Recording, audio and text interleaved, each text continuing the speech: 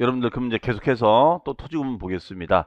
이번에는 이제 별도 합산 과세 토지를 볼게요. 자, 요거는 아까 전 시간에 제가 설명을 드린 부분이죠. 다시 요것만 한번 중요한 거니까 다시 한번 정리해보고 별도 합산합니다.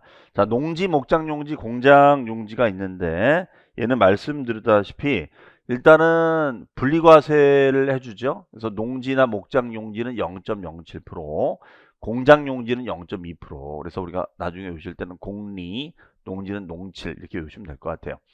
그 다음에가 이제 우리가 도시적 안에 군읍면 지역이다. 그러면 군읍면 지역이 이런 시골은 당연히 분리과세를 해줍니다. 다만 이제 공장 용지나 목장 용지는 기준 면적을 따진다고 그랬었죠. 그래서 기준 면적 이내가 되는 거고. 그 다음에 이제 개발 제한 구역에서 녹지 지역에서 목장 할 수 있잖아요. 농사 지을 수 있으니까 기본적으로 분리과세 됩니다. 다만 목장 용지도 공장 용지처럼 기준 면적을 따지니까 기준 면적 이내는 분리과세가 됩니다. 그러나 기준 면적을 초과했을 때는 종합합산과세가 되고요. 그다음에 산업단지나 공업지역에서 공장을 운영하면 얘는 분리과세가 되고 기준 면적까지는. 다만 우리가 기준 면적 이내에 있다 할지라도 별도 합산, 별도 합산, 주거나 상업지역에 있다면, 주거나 상업지역의 기준 면적이 있다면 얘는 별도 합산을 해줍니다. 얘는 아무리 기준 면적이 이내에 있다 할지라도. 자, 그렇게 보시면 되겠어요.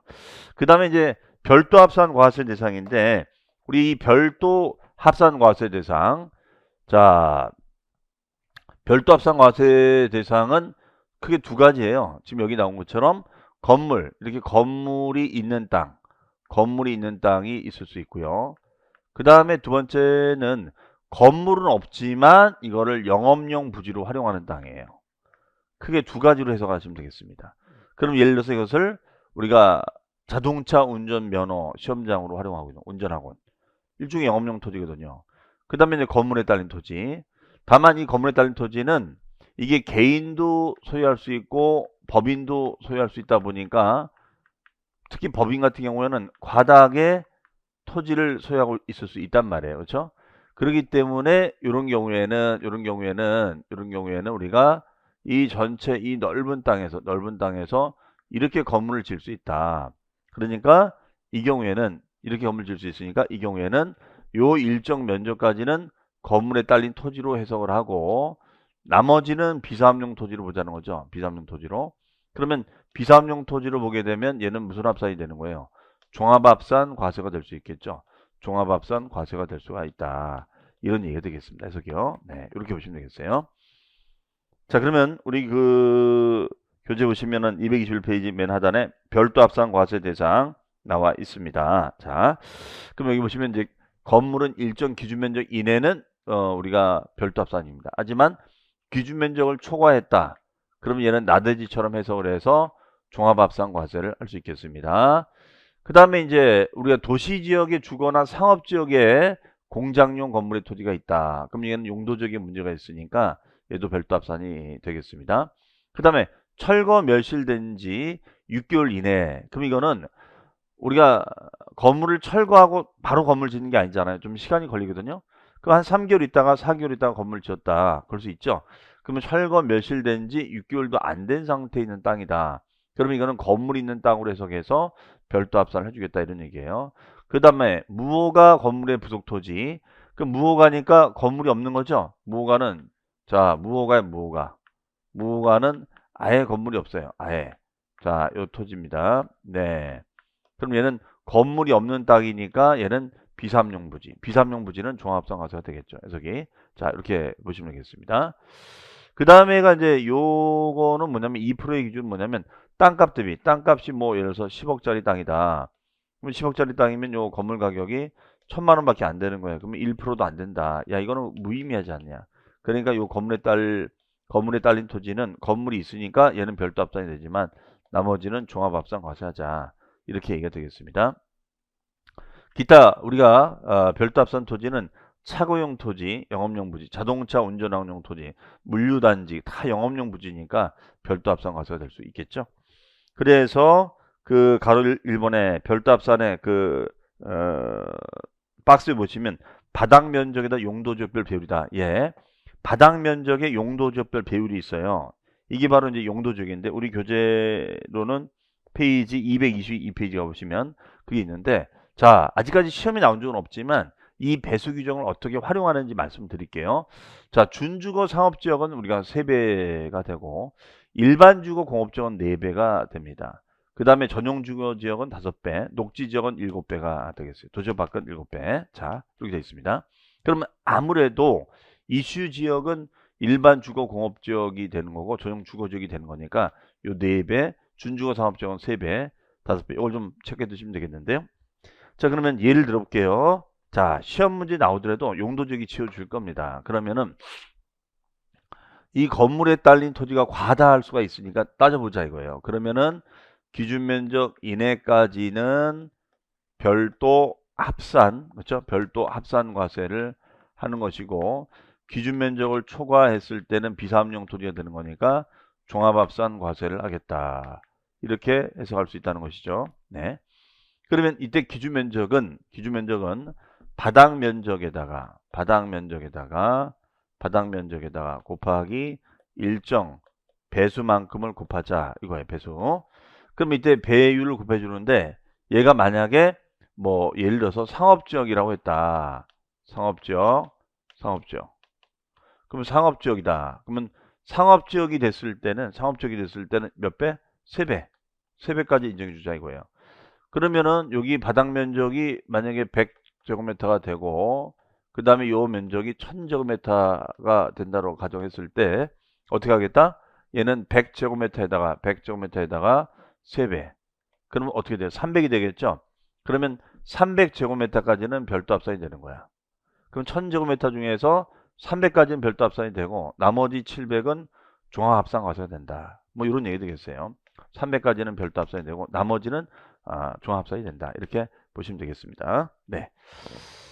자, 그 다음에 2번 별도 합산에서 제외되는 토지가 있는데 1번 무호가 건물에 딸린 토지. 무호가 아니까 건물이 없는 땅이죠. 건물이 없는 땅이니까 비사업용 부지로 봐서 종합 합산. 자, 그 다음에 이제 공장용 건물 토지. 자, 이것도 아까 말씀드렸었죠. 기준 면적 이내는 분리 초과한 종합 합산. 자, 골프장 오락장용 토지. 자, 얘는 우리가 4% 고일 분리 과세했었죠. 그 다음에가 이제 4번은 저가경. 이건 아까 제가 그랬습니다. 땅값 대비 건물 가격이 형편없으면 이거는 이거는 있으나 마는 거다. 다만 건물이 지어져 있으니까 가건물처럼 기준 면적까지는 별도 합산해주고 나머지는 종합 합산 과세하겠다. 그렇죠? 이게 바로 우리가 저가격이 되는 거죠. 해석이요. 네, 그렇게 보시면 되겠습니다. 자, 그 다음에 225페이지입니다. 225페이지에 보시면 종합합산 과세 대상 토지가 있어요. 종합합산. 네, 종합합산 과세 대상 토지가 있습니다. 그럼 종합합산 과세 토지는 분리과세 조건을 벗어난 땅을 말합니다. 분리과세 요건을 벗어난 땅이 바로 종합합산 과세가 되겠죠. 분리과세 요건을 벗어난 땅이 우리가 되는 겁니다. 그러면 여기서 보시면 일단은 우리가 분리과세 대상, 별도 합산 대상을 제외한 토지다. 예, 그러면 분리도 아니고 별도도 아니면 종합합산 과세 대상을 봐야죠. 그 다음에 이제 도시지역 안에 농사 짓는 땅이나 목장용지, 개발지향구역 및 녹지지역 제외. 그럼 만약에 개발지향구역 녹지지역에 있다면 분리과세가 되겠죠. 하지만 제외다. 그럼 제외니까 얘는 어느 지역에 있다는 걸까요? 상업지역이나 주거지역에 있다는 거겠죠. 그럼 상업이나 주거지역에 있다면 이건 용도지역에 문제가 있는 거잖아요. 그렇죠? 그럼 이렇게 용도지역에 문제가 있을 때는 이거 규제해야죠. 그래서 얘는 별도 합산으로 규제하겠다. 얘는 종합산으로 규제하겠다 이거예요. 용도적인 문제가 있으니까. 그 다음에 얘는 왜 규제할까요? 자, 목장용지나 공장용지, 영업용 건축물의 토지인데 기준 면적을 초과했다라고 돼 있죠. 초과했습니다. 그럼 초과했으면 이거는 더 이상 이거는 건물 있는 땅이 아니죠. 그럼 얘는 비사업용 부지다. 그렇죠? 이 넓은 땅에 음매 말이 돼요? 말이 안 되는 거지. 음매 이 코딱지만한 공장 말이 안 되는 거죠. 그 다음에 이제 여기 바로 저가격 토지죠. 건축물의 시가표준액이 땅값 시가표준액의 2%에 미달하는 경우 바닥 면적을 제외한 토지죠. 그러면 바닥 면적까지는 어쨌든 건축물이 정착이 돼 있는 거니까 별도 합산 과세를 해주고 바닥 면적을 제외한 토지는 비사업용 부지로 보니까 종합합산 과세를 시켜줘야겠죠. 그 다음에 무허가 주거용 건축 면적이 이게 이제 올해 개정된 겁니다. 50% 이상 건축물의 토지. 그러면 얘는 우리가 그 건축물에 주택 설명 드렸습니다만 무허가 건물인데 주거용으로 쓰고 있다. 이제 주택으로 안 본다 그랬어요. 그리고 얘는 건물이 없는 땅처럼 봐서 비사업용 부지가 되는 거니까 얘는 종합합산 과세로 가는 것이 맞겠죠. 그 다음에 나대지나 갈대밭, 채석장, 비행장 등 잡종지입니다. 즉 지목이 정해져 있지 않는 땅들이에요. 그러면 지목이 정해져 있지 않는 땅이 됐을 때는 비사업용 부지로 보자. 자, 이런 얘기가 되겠습니다. 해석이요. 네. 자, 그래서 225페이지 맨 하단에 종합합산 과세 대상 토지 별표시 해 놓으시고요. 네. 별표시 해 놓으시면 되겠습니다. 별표시 2개 해놔도 되겠습니다. 자, 그러면 실제 문제 어떻게 나왔는지 한번 풀어볼게요. 자, 2번 문제 한번 볼게요. 226페이지 2번. 자, 같이 한번 풀어볼게요. 재산세 과세 대상 토지를 분류한 것으로 틀린 것은 1번 지상 정착물이 없는 나대지 상태의 토지. 자, 정착물이 없는 나대지다. 건물이 없는 나대지죠. 건물이 없어요. 건물이 없으니까 그냥 비사업용 부지로 봐야겠죠. 그러면 얘는 종합합산 과세 대상이 됩니다. 그 다음에 동그라미 2번 여객 자동차 터미널용 토지. 여객 자동차 터미널용 토지. 자, 얘는 원래 영업용 부지지만 얘는 분리과세 토지를 주자. 영업용 부지지만 분리과세 주자. 그래서 운임의 증가를 막기 위해서. 그 다음에 읍면지역에 소지하는 공장용 건축물의 부속 토지로서 기준면적 이내. 자, 기준면 시골에 있는 땅이니까 기준면적 이내니까 분리과세 줘야죠. 분리과세. 그 다음에 허가 등을 받아야 할 건축물로서 허가 등을 받지 않는 건축물의 토지. 자, 그러면 얘가 요 땅이 이렇게 있는데 무허가죠. 무허가 건물의 토지다. 무허가니까 건물이 없는 게 되는 거죠. 그럼 얘는 비사업용 토지가 되는 거니까 종합합산 과세한다가 되겠습니다. 그 다음에 건축물의 시가표준에 해당 부속 토지의 시가표준의 2%에 미달하는 토지 중 바닥 면적을 제외한 부속 토지다. 아, 그러면 전체 땅값 대비 땅값은 10억이 되는데 그 10억 중에서 1000만 원밖에 안 된다. 그러면 얘는 결론적으로 1%도 안 되는 거죠. 그러면 얘는 이 건물에 딸린 토지는 건물에 여기 있으니까 별도 합산 과세를 하고 나머지는 종합합산 과세를 하자. 나머지는 비사업용 토지니까 종합합산 과세를 하자. 이렇게 해석이 되겠습니다. 자, 그래서 우리가 과세상 토지 구분 우리가 설명드렸고요. 그 다음에가 이제 납세무자가 되겠습니다. 재산세 납세무자. 자, 납세무자. 이거는 뭐 우리 시험에 너무 역시 출제 많이 되겠습니다. 자, 그럼 어쨌든 다시 한번 정리해보면 우리나라는 땅이 생각보다 많지가 않다. 적은 것도 아닌데 근데 왜 적다고 하느냐? 쓸모있는 땅이 모자르니까. 그래서 분리 합산과세 나누는 거고 분리과세는 규제하지 않는 땅. 저율로 원칙적으로. 물론 골프장용 토지나 오락장 토지는 4% 고율 분리가 되는 것도 있지만 기본적으로 경작하는 농지, 기준면적 이내 목장용지, 기준면적 이내 공장용지는 분리과세다. 다만 도시형 아닐 때는 농지나 목장용지는 어디요? 개발지향구역과 녹지지역을 따지죠. 그 다음에가 기준면적을 초과하면 비사업용 토지인 종합합산 과세가 되는 것이고요. 그 다음에가 이제 별도 합산은 건물이 있는 땅 일정 기준 면적까지는 별도 합산, 초과는 종합합산이 되는 거고 아예 건물이 없는 땅은 비사업용 토지가 되는 거니까 종합합산 과세가 되는 것이죠. 그렇게 해석하시면 되겠고요. 그 다음에가 종합합산 대상은 경작을 하지 않아서 기준 면적을 초과하니까 땅값 대비 건물 가격이 말이 안 되는 거니까 자, 그 다음에 애당초 비사업용 토지니까 종합합산 과세를 하겠습니다. 해석이요. 자, 그 다음에 이제 납세무자 얘기를 하겠습니다. 납세무자. 자, 납세무자에 대해서 한번 얘기를 해보겠습니다. 납세무자. 자, 재산세는 납세무자가 어떻게 되느냐. 재산세 납세무자가 중요한 이유가 소유권의 변동이 있는 거예요. 소유권이 갑에서 을로, 을에서 병으로 자꾸 바뀌어요. 매매로 바뀌고 증여로 바뀌고 바뀐다. 자, 그래서 이 경우에는 납세무자를 결정할 때는 우리가 나름대로 기준 날짜가 필요한데 그 기준 날짜가 매년 몇 월 며칠이다? 6월 1일 현재예요. 매년 6월 1일 현재 시점으로 본다고 그랬어요. 그래서 만약에 공부상 소유자, 공적인 장부상 소유자와 그 다음에 사실상 소유자가 일치하지 않으면 어떻게 한다? 사실상 소유자한테 고지하자 이거예요. 실제 소유자한테 고지하자. 그렇죠? 그러면 예를 들어서 2022년도 뭐 5월 28일 날 매매 잔금은 넘어갔어요. 매매 잔금은 넘어갔는데 아직 등기 이전은 이루어지지 않고 있어. 그렇죠? 그러면 우리가 매도인과 매수인이 있다고 봤을 때는 사실상 소유자는 누구예요? 이 사례에서 사실상 소유자가 누가 될까요? 매수인이죠. 왜? 잔금을 28일 날 받았잖아. 잔금을. 그러니까 28일부터 잔금이 넘어왔으니까 매수인께 되는 거죠. 그러면은 우리가 공부상 소유자는 누구예요? 매도인. 그렇죠? 이것이 일치하지 않아. 그럼 누구한테 고지한다? 매수자. 이게 바로 사실상 소유자예요. 사실상 소유자다. 이렇게 해석을 합니다. 그러면 이 잔금을 서로 주고 받았는지 안 받았는지를 과세관청이 알 수 있을까요? 알 수가 없겠죠. 무슨 수로 압니까? 종로구청에 있는 박 계장이 무슨 수로 알아요? 알 길 없죠. 그러니까 이 경우에는 어떻게 한다? 소유권 변동 신고를 하자 이거예요. 이해되시죠? 소유권 변동 신고를 하자. 아, 그러면 얘는 소유권 변동 신고를 하면 되지 않겠는가 이거예요. 소유권 변동 신고를 하면 되지 않겠는가 이거예요. 근데 소유권 변동 신고를 해줘야 되는데 만약에 이러한 변동 신고를 하지 않았어요. 만약에 이런 변동 신고를 하지 않았다. 그러면 누구한테 고지한다? 얘는 공부상 소유자한테 우리가 고지할 수 있다 이거예요. 공부상 소유자에게 고지하자 이거예요. 해석이. 이게 바로 이제 우리 납세무자 판단 문제가 되겠습니다. 해석이. 자, 그 다음에 요게 이제 우리가 땅이 있는데 요게 임야가 있어요.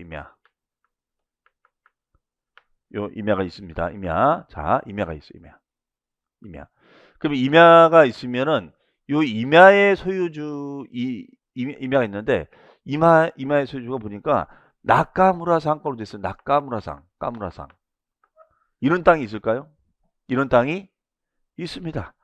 옛날 일정시대에 아직 공부 정리가 안 된 땅들이 있어요. 간혹가다. 그러니까 거의 거의 100여 년 벌써 됐다 봐야죠. 그동안 한 번도 이 지번 정리가 안 된 거예요. 매매가 안 된 거예요. 이해하시겠죠? 그러면 이런 경우에는 자, 낙가무라상한테 고지해야 되는데 까무라천지 알게 뭐냐 이거야. 그렇죠? 까무라상이 까무라천지 알게 뭐냐.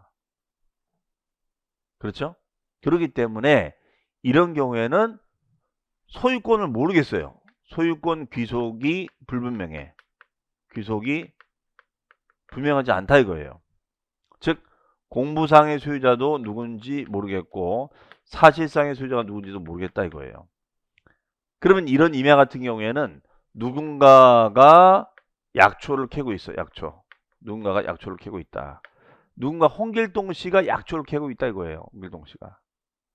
그렇죠? 홍길동 씨가 약초를 캐고 있다. 그러면 이때는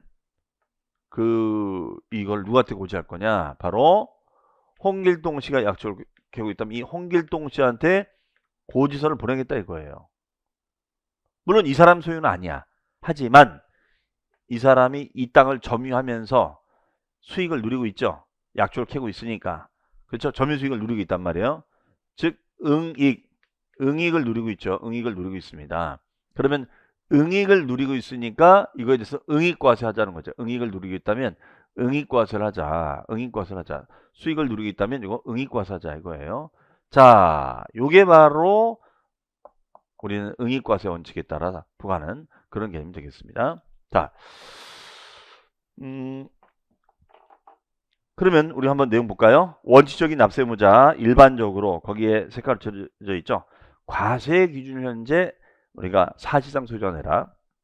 근데 공유재산, 공유는 이제 공유 지분이 있으니까 이때는 지분권자 내면 되겠죠. 공유는 공유 지분이 있잖아요. 만약에 요 토지가 공유 토지가 있다라고 한다면 여기는 갑의 명의로 용, 을의 명의로 사가 있다면 6대 3면은 각각 지분권자한테 고지하면 되겠죠. 그렇죠? 근데 만약에 지분 표시가 없어. 지분 표시가 없으면 어떻게 볼까요? 균등한 것으로 보자. 예. 그 다음에 주택이 동그라미. 주택의 건물과 토지의 소유자가 다르다면 두 번째 줄 밑줄 시가 표준의 비율로 안분하자. 네. 주택의 건물과 토지 소유자 다를 수 있어. 그러면 요 집이 이렇게 있으면 집이 있고 요 땅이 있다. 그럼 요거는 이제 아들 명이고 이거는 이제 어머니 명이에요. 그렇죠? 그러면 이때 아들과 어머니 명의로 돼 있다면 이거를 합산하자. 합산해서 0.1에서 0.4%로 과세를 하고 여기서 나온 세금을 안분해서 고지하자 이거 안분해서. 즉 선계산 후배분 방식으로 고지하자 이런 얘기 되겠습니다. 그다음에 의제납세자의 공부상의 소유자. 공부상의 소유자의 컨셉은 사실상의 소유자와 공부상의 소유자가 일치하지 않을 수 있어요. 그러면은 사실상의 소유자라고 소유권 변동 신고를 해야 되는데 하지 않으면 공부상의 소유자로 가자. 자, 그래서 거기서 보시면은 가로 1번에 1번 소유권의 변동이 되는데도 신고하지 않았다면 공부상의 소유자가 납세자가 됩니다. 네. 2번도 마찬가지야. 실제는 문중재산인데 문중권이라는 걸 신고하면 좋은데 신고하지 않으면 공부상의 소유자가 됩니다. 그 다음에 주된 상속자. 자, 주된 상속자는 이제 이거죠. 이게 이제 아버님께서 돌아가셨어요. 그게 이제 어머니가 계시고, 그다음에 아들, 딸이 이렇게 있단 말이에요. 그렇죠? 그러면 어머니, 아들, 딸이 있는데, 얘는 협의 상속이 되는 협의가 안 되는 거야. 그래서 이때는 어머니가 1.5, 아들, 딸이 1, 그럼 3.5가 되는 거죠. 그렇죠? 그러면 이때는 어머니가 주된 상속자는 어머니가 되는 거야. 지분이 가장 많은 자. 근데 그 어머니도 안 계시다면 이때는 어떻게 한다? 나이 많은 사람 하자. 나이 많은 사람. 자, 이거예요. 나이 많은 사람 하자. 이렇게 해석하시면 되겠습니다. 자, 그래서 그 오른쪽 하단에 227편 오른쪽 하단에 그 주된 상속자 내용이 있습니다. 읽어보시고요. 그다음에 가로 3번에 보시면 매수계약자. 매수계약자는 동그라미 1번하고 이제 2번이 있는데 얘는 이제 조건이 이겁니다. 자, 여기 박스가 있어요.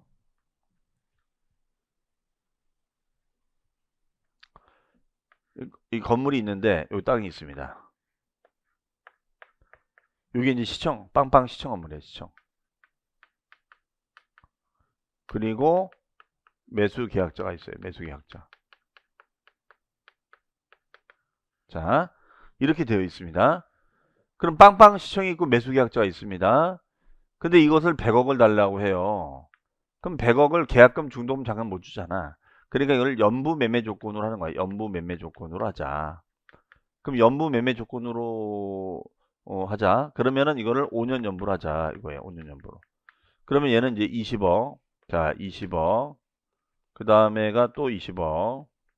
그 다음에 또 20억. 또 20억. 또 20억이 됐습니다. 예, 이렇게 됐어요. 그러면 이 연부 기간 동안에 연부 매매 조건이 되는 거예요. 그렇죠? 자, 이 얘기가 되겠습니다. 그러면 20억, 20억, 20억, 20억, 20억이 나오는 거예요. 이해하시겠죠? 해석이? 그러면 이걸 갖다가 매수계약자가 지불해야 되는데 지불을 못 하잖아요. 그렇죠? 그러면 이 연부 기간 동안 이걸 갖다가 그러면 임대를 어떻게 합니까? 했더니 임대를 안 줘도 된대요. 어차피 자기네 다 뭐 관리팀도 다 철수하고 총무팀도 없으니까 그냥 알아서 하래요. 뭐 대신 연부금만 주라는 거야. 그러면은 이 5년 동안 소유주는 시청 거지만 어쨌든 이 기간 동안 무상으로 무상 임대를 하는 거죠. 무상 임대. 그럼 무상 임대를 하면 무상 임대하면서 수익을 누리게 되는 거잖아. 맞아요? 그럼 수익을 누리게 된다면 이때 세금 누가 내야 돼요? 자, 우리 재산세는 응익과세 원칙입니다. 응익과세. 응익과세라는 것은 수익을 누리는 자가 내는 거예요. 응익과세는 수익을 누리는 자가 내라. 그러면 이때 수익을 누리는 자가 누구예요? 매수계약자죠. 그러니까 매수계약자가 내라. 라는 그런 얘기가 되겠습니다. 해석이요. 네. 자, 그 다음에 그 신탁재산입니다. 신탁재산. 요 신탁재산 같은 경우에는 우리가 취득세에서도 좀 언급을 했습니다만, 자, 믿고 맡긴다. 그래서 얘는 어떻게 되는 거죠? 위탁자, 수탁자 관계죠. 위탁자하고 수탁자. 그러면 신탁 등기를 치겠죠. 신탁 등기를 합니다. 그러면 신탁 등기를 하게 되면 이 경우에는 취득세를 내나요? 안 내죠. 다시 환원합니다. 환원했어요. 환원했습니다. 그럼 이 경우에도 취득세를 내나요? 안 내나요? 안 냅니다. 그렇죠? 왔다 갔다는 없는 거예요. 취득세 없는 거예요. 그렇죠? 그런데 위탁자 A에서 위탁자 B로 지위가 이전돼. 지위 이전. 그럼 지위가 이전되면 이건 새로운 새로운 취지로 봐야 되거든요. 지위가 이전됐으니까. 아, 그러니까 이거는 취득세를 부과하자. 이 얘기 되는 겁니다. 그러면 이 신탁 재산이 있는데 이 재산을 우리가 소유하고 있다. 그럼 이때는 재산세 누가 낼 거냐? 물론 명의는 수탁자 명의로 돼 있지만 이 신탁 재산이 누구 거예요? 실질적인 주인은 위탁자 거잖아. 그러니까 위탁자한테 고지서를 발송해 준다라는 그런 얘기가 되겠습니다. 해석이요. 자, 그 다음에 사업시행자. 사업시행자의 의미는 뭐냐면 환지개발. 자, 우리 환지개발하면 여러분들 우리 뭐 공부 열심히 하시니까 아시겠죠? 환지개발하면 땅을 다 개발하는 것이 아니죠. 땅을 남겨놓잖아. 그 남겨둔 땅을 뭐라고 할까요? 채비지, 보류지. 그럼 채비지가 뭐예요? 사업비용으로 대체되는 땅. 보류지, 남겨진 땅. 그게 되겠죠? 그 다음에 6번 사용자 별표 시 사용자는 밑줄 소유권의 귀속이 분명하지 아니하여. 자, 소유권의 귀속이 분명하지 않다고는 이렇게 뭐 일본 사람 명의 나카무라 상권 돼 있다거나 뭐 행방불명이 됐다거나 소송 중이라든가 이래서 사실상의 소유자를 정할 수 없다면 이 물건을 사용자, 이 홍길동 시처면은 점유시효 취득하면서 사용을 하고 있다. 그럼 사용자에게 고지하자 이런 얘기예요.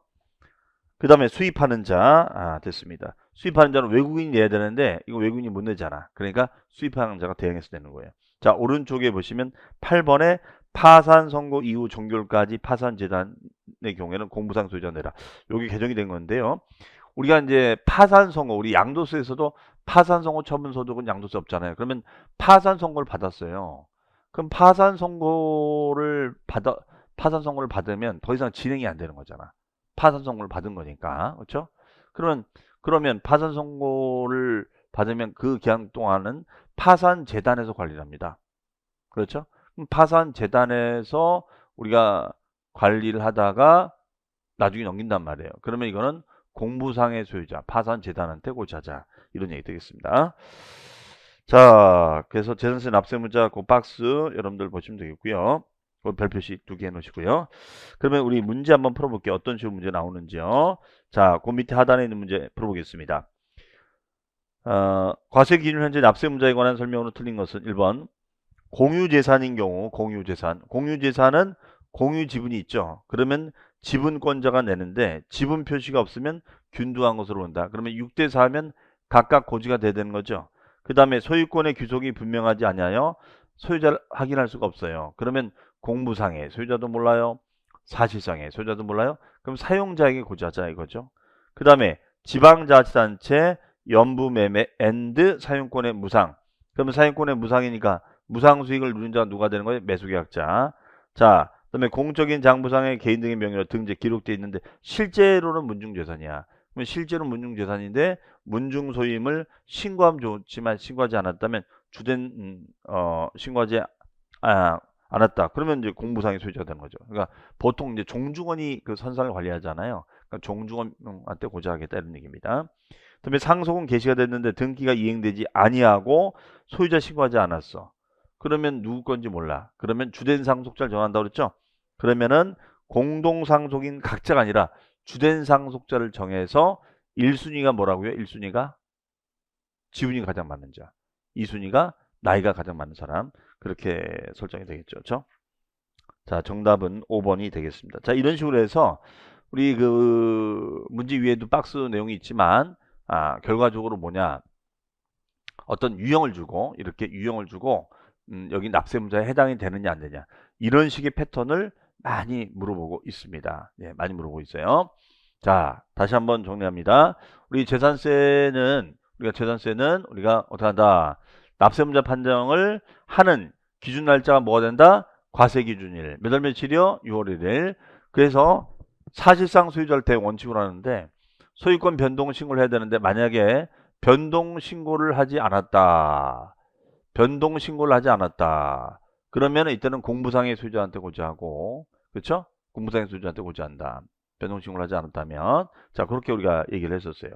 그 다음에가 낙가문화상처럼 알 수가 없다, 그렇죠? 알 수가 없어요. 알 수가 없으면은 우리가 사용자에게 고지하자. 알 수가 없다면 사용자, 공부상의 소유자도 모르고 사실상의 소유자도 모른다면 사용자에게 고지하자 이렇게 되겠죠. 사용자에게 고지하자. 이렇게 정리가 될 수가 있겠습니다. 그 다음에가 우리가 상속이 됐는데 상속 등기도 이행하지 않고 소유권 변동 신고도 하지 않았다. 그러면은 이때는 주된 상속자로 가자. 그렇죠? 주된 상속자로 가자. 이거예요. 주된 상속자. 1순위가 지분이 많은 자, 2순위가 나이가 많은 사람. 그렇죠? 그 다음에 이제 환지 개발로 다 개발 못해. 땅을 남겨줘야 돼. 그러면 남겨진 땅이 채비지 보류지야. 그러면 채비지 보류지는 사업수행자께 된다. 이렇게 해석이 되겠습니다. 해석이요. 자, 그래서 우리가 요 납세문자는 이렇게 우리가 판단을 하겠습니다. 그러면 우리가 과세 표준과 세율은 요거는 다음 시간에 이어서 또 설명을 제가 드리도록 하겠습니다. 자, 어쨌든 토지 구분, 납세문자 아주 우리 시험에 잘 나오는 거니까 잘 복습해 주시고요. 다음 시간에 하는 이제 과세 표준세율, 예, 요것도 우리가 시험에 잘 나오죠. 네. 그래서 가장 잘 나온 파트 토지 구분, 납세문자, 과표세율. 요것만 좀 잘 잡아 놓으시면 재산세로 웬만하면 여러분들 정리를 하실 수가 있으실 겁니다. 자, 그러면은 잠시 뒤에 과표세율 시간에 또 뵙도록 하겠습니다. 수고하셨습니다.